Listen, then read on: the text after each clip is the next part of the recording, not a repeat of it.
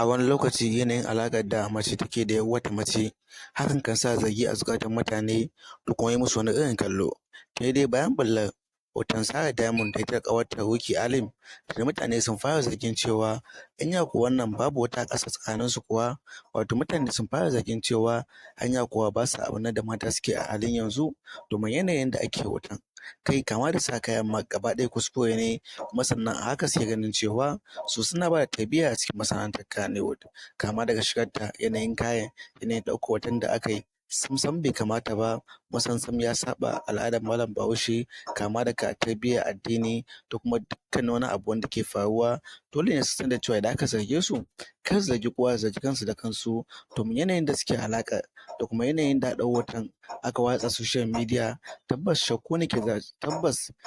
ne ke shiga cikin zukatan mutane, domin dole mutane su aya tambaya a cikin wannan lamari. Ya kamata ace su fito su warware dukkanin abin da ke faruwa, saboda me ɗan adam idan ya ga wani abu,